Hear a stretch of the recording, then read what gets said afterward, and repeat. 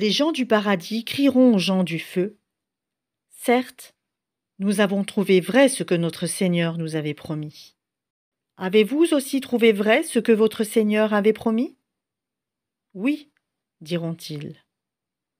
Un héros annoncera alors au milieu d'eux que la malédiction d'Allah soit sur les injustes, qui obstruaient le sentier d'Allah, qui voulaient le rendre tortueux et qui ne croyaient pas à l'au-delà.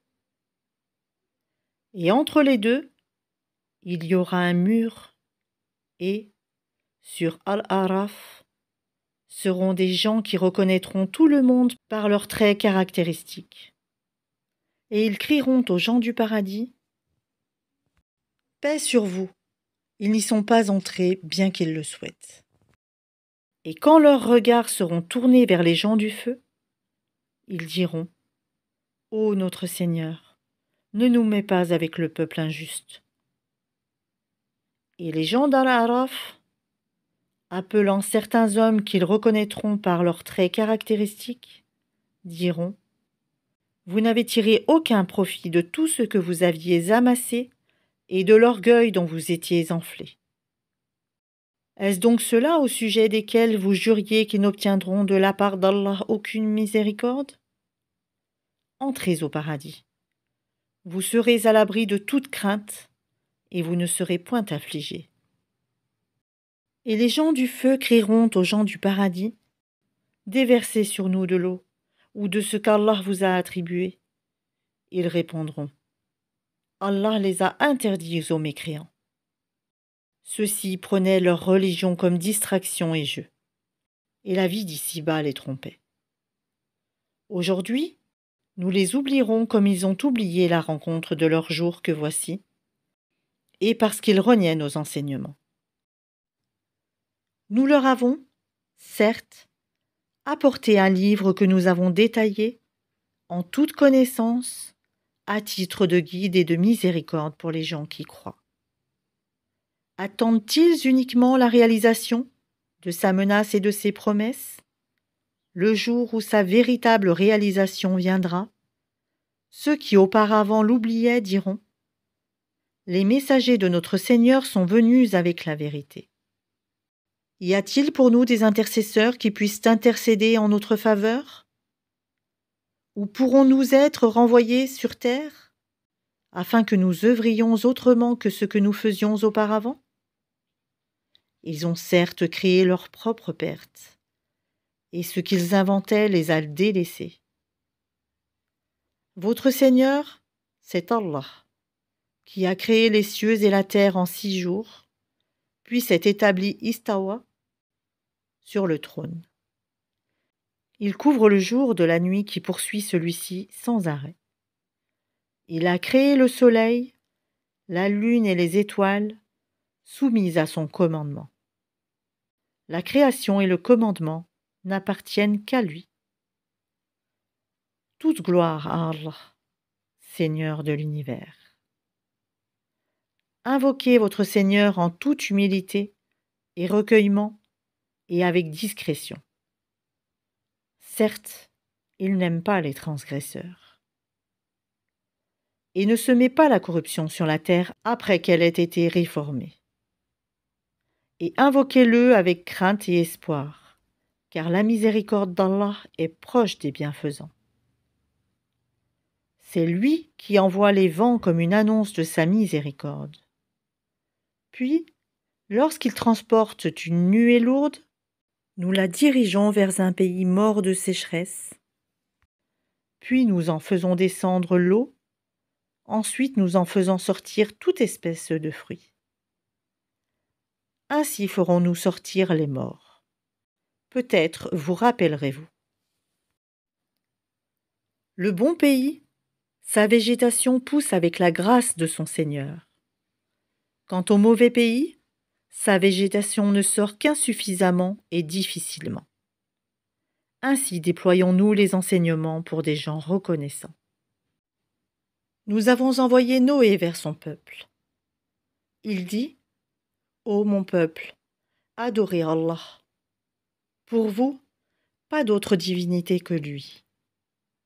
Je crains pour vous le châtiment d'un jour terrible. » Les notables de son peuple dirent : « Nous te voyons dans un égarement manifeste. » Il dit : « Ô mon peuple, il n'y a pas d'égarement en moi, mais je suis un messager de la part du Seigneur de l'univers. Je vous communique les messages de mon Seigneur, et je vous donne conseil sincère, et je sais d'Allah ce que vous ne savez pas. Est-ce que vous vous étonnez qu'un rappel vous vienne de votre Seigneur à travers un homme issu de vous, pour qu'il vous avertisse et que vous deveniez pieux, et que la miséricorde vous soit accordée ? » Et ils le traitèrent de menteur. Or, nous le sauvâmes, lui et ceux qui étaient avec lui dans l'arche, et noyâmes ceux qui traitaient de mensonges nos miracles. C'étaient des gens aveugles, vraiment. Et au Had, leur frère Houd, « Ô mon peuple, dit-il, adorez Allah. Pour vous, pas d'autre divinité que lui. Ne le craignez-vous donc pas ? » Les notables de son peuple qui ne croyaient pas dirent : « Certes, nous le voyons en pleine sottise, et nous pensons que tu es du nombre des menteurs. » Il dit : « Ô mon peuple, il n'y a point de sottise en moi, mais je suis un messager de la part du Seigneur de l'univers. Je vous communique les messages de mon Seigneur, et je suis pour vous un conseiller digne de confiance. Quoi ? Vous vous étonnez qu'un rappel vous vienne de votre Seigneur, à travers un homme issu de vous, pour qu'il vous avertisse ? Et rappelez-vous quand il vous a fait succéder au peuple de Noé, et qu'il accrut votre corps en hauteur et puissance. Eh bien, rappelez-vous les bienfaits d'Allah afin que vous réussissiez. Ils dirent : « Es-tu venu à nous pour que nous adorions Allah seul et que nous délaissions ce que nos ancêtres adoraient ? Fais donc venir ce dont tu nous menaces, si tu es du nombre des véridiques. » Il dit : « Vous voilà frappés de la part de votre Seigneur d'un supplice et d'une colère. Allez-vous vous disputer avec moi au sujet de noms que vous et vos ancêtres avez donnés, sans qu'Allah n'y fasse descendre la moindre preuve ? Attendez donc, moi aussi j'attends avec vous. Or, nous l'avons sauvé, lui et ceux qui étaient avec lui, par miséricorde de notre part, et nous avons exterminé ceux qui traitaient de mensonges nos enseignements et qui n'étaient pas croyants. Et au Tamoud, leur frère Salih : « Ô mon peuple, dit-il, adorez Allah. Pour vous, pas d'autre divinité que lui. Certes, une preuve vous est venue de votre Seigneur. Voici la chamelle d'Allah, un signe pour vous. Laissez-la donc manger sur la terre d'Allah, et ne lui faites aucun mal. Sinon, un châtiment douloureux vous saisira. Et rappelez-vous, quand il vous fit succéder au Had et vous installa sur la terre. Vous avez édifié des palais dans ces plaines et taillé en maisons les montagnes. Rappelez-vous donc les bienfaits d'Allah et ne répandez pas la corruption sur la terre comme des fauteurs de troubles. » Les notables de son peuple qui s'enflaient d'orgueil dirent aux opprimés, à ceux d'entre eux qui avaient la foi : « Savez-vous si Salih est envoyé de la part de son Seigneur ? » Ils dirent : « Oui, nous sommes croyants à son message. » Ceux qui s'enflaient d'orgueil dirent : « Nous ne croyons certainement pas en ce que vous avez cru. » Ils tuèrent la chamelle, désobéirent au commandement de leur Seigneur et dirent : « Ô Salih, fais-nous venir ce dont tu nous menaces, si tu es du nombre des envoyés. » Le cataclysme les saisit, et les voilà étendus, gisant dans leur demeure.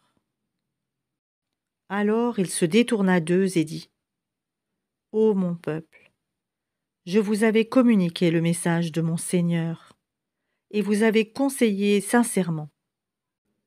Mais vous n'aimez pas les conseillers sincères. Et Lot, quand il dit à son peuple : Vous livrez-vous à cette turpitude que nul parmi les mondes n'a commise avant vous ? Certes, vous assouvissez vos désirs charnels avec les hommes au lieu des femmes. Vous êtes bien un peuple outrancier.